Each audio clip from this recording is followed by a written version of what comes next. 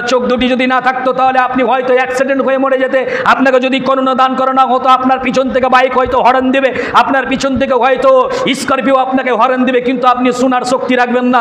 রাগ করে হয়তো সেই স্করপিওওয়ালা, রাগ করে হয়তো বাইকওয়ালা আপনাকে পিছন থেকে ধাক্কা মেরে আপনাকে চলে যাবে। এর জন্য আল্লাহ সুবহানাহু ওয়া তাআলা পথ চলতে মানুষের জন্য সহজ হয়, পথ চলতে মানুষের জন্য সহজ হয়। এর জন্য আল্লাহ সুবহানাহু ওয়া তাআলা কি দিয়েছেন? দুইটি করোনা দান করেছেন, যাতে করে মানুষ অ্যাক্সিডেন্ট হয়ে না মারা যায়, যাতে করে মানুষ অ্যাক্সিডেন্ট হয়ে না মারা যায়। এরপরে আপনাকে সুন্দর দুইটি চোখ দিয়েছে। চোখ যদি আল্লাহ একটা দিতে পারতো, যেমন বাইকের একটাই লাইট থাকে, কি হেডলাইট, যেমন বাইকের একটাই হেডলাইট থাকে, তাহলে আপনাকে চোখ যদি আপনার একটাই দিত আল্লাহ, তাহলে দেখতে কেমন লাগতো? দেখতে মানান হতো না। এরই জন্য মানুষকে আল্লাহ সুবহানাহু ওয়া তাআলা বলছেন সূরা সাদ আয়াত নম্বর 75 যে আমি মানুষকে নিজ হাতে তৈরি করেছি। কোনো প্রাণীকে, কোনো সৃষ্টিজীবকে আমি নিজ হাতে তৈরি করিনি, মানুষ বাদে। যত আসমানের নিচে জমিনের উপরে যতগুলি প্রাণী আপনি আমরা দেখছি, সমস্ত প্রাণীকে আল্লাহ সুবহানাহু ওয়া তাআলা কোন ফায়াকুন অটোমেটিক হয়ে গিয়েছে, কিন্তু আল্লাহ সুবহানাহু ওয়া তাআলা মানুষকে শুধুমাত্র নিজ হাতে তৈরি করেছেন। আর নিজ হাতে তৈরি করার পরেও আমরা সেই আল্লাহ সুবহানাহু ওয়া তাআলার শুকরিয়া আদায় করতে আমরা পারি না, সেই আল্লাহ সুবহানাহু ওয়া তাআলার শুকরিয়া আমরা জ্ঞাপন করতে আমরা পারি না যে আল্লাহ সুবহানাহু ওয়া তাআলা সুস্থ বেরেন দিয়েছেন। এরপরেও দুইটি চক্ষু দান করেছেন, খুব সুন্দর চক্ষু দান করেছে। এরপরে আল্লাহ সুবহানাহু ওয়া তাআলা দুইটি কর্ণ দান করেছে। এরপরে আল্লাহ সুবহানাহু ওয়া তাআলা একটা নাক তৈরি করেছেন। নাকের ভিতরে যে আল্লাহ সুবহানাহু ওয়া তাআলা ছোট ছোট লোম তৈরি করেছে, এরপরে লজিক রয়েছে কেন লোমগুলি দিয়েছে, কেন চুলগুলি আপনাকে দিয়েছে নাকের ভিতরে। তাহলে নাকের জন্য দিয়েছেন, যে নাক আল্লাহ সুবহানাহু ওয়া তাআলা এর জন্য দিয়েছেন, একে বলা হয় পোস্ট অফিস।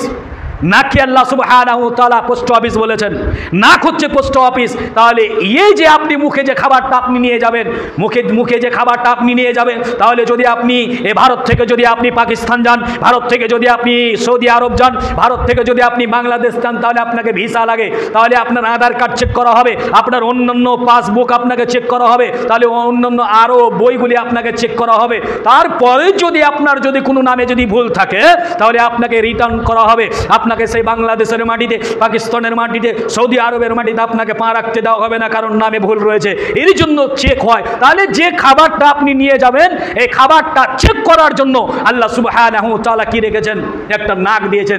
যদি বাসওয়ালা খাবার, যদি গন্ধযুক্ত খাবার যদি আপনাকে দেওয়া যায়, যখনই আপনি মুখে নিয়ে যাবেন তখনই আগে নাকে চেক হবে, তখনই আপনি বলবেন এ খাবার চলবে না। তাহলে সুন্দর আল্লাহ সুবহানাহু ওয়া তাআলা একটি নাক দিয়েছেন। এরপরে আল্লাহ সুবহানাহু ওয়া তাআলা সুন্দর একটি মুখমণ্ডল দিয়েছেন, যে মুখে যখনই আপনি খাবার নিয়ে যাবেন তখনই নাকে চেক হবে, এ খাবার চলবে না। তাহলে আল্লাহ সুবহানাহু ওয়া তাআলা আপনাকে আমাকে যে সারা বিশ্বের মানব জাতিকে সুন্দর করে পরিকাঠামো করে আল্লাহ সুবহানাহু ওয়া তাআলা সৃষ্টি করলেন, সেই মুখকে আল্লাহ সুবহানাহু ওয়া তাআলা সৃষ্টি করেছে।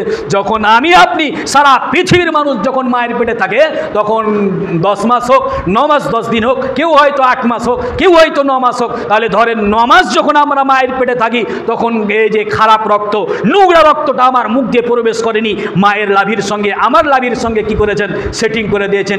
এই খেয়ে আমরা বেঁচে আছিলাম, এই রক্ত খেয়ে আমরা 9 মাস আমরা বেঁচেছিলাম মায়ের পেটে। তাহলে আল্লাহ সুবহানাহু ওয়া তাআলা যে মুখকে সুন্দর করে সৃষ্টি করেছেন, তৈরি করেছেন, বানিয়েছেন, তাহলে সে মুখ দিয়ে ওই নোংরা রক্ত না যায়, এরই জন্য লাভির সঙ্গে কি করেছেন?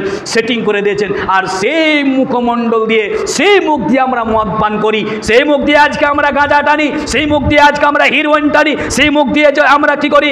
গুল গুটকা যত নিষেধাজ্ঞা দ্রব্য আমরা পান করে থাকি। তাহলে যদি আপনার এত সুন্দর পোস্ট অফিস থাকার পরও যদি আপনার মদ যদি গিলতে যদি অসুবিধা না হয়, এত বড় পোস্ট অফিস থাকার পরও যদি আপনার যদি চুল্লু টানতে যদি গন্ধ না লাগে, মদ পান করতে যদি আপনার গন্ধ না লাগে, তাহলে আপনাকে কে বলেছে মানুষ? আপনি একটা অমানুষ। কে বলেছে আপনাকে মানুষ? তাহলে এত বড় আল্লাহ সুবহানাহু ওয়া তাআলা নাকে একটি নিয়ামত দান করেছেন, যে দুনিয়ার খারাপ খাবার, দুনিয়ার গন্ধযুক্ত খাবার এখানে চেক হয়ে যায়।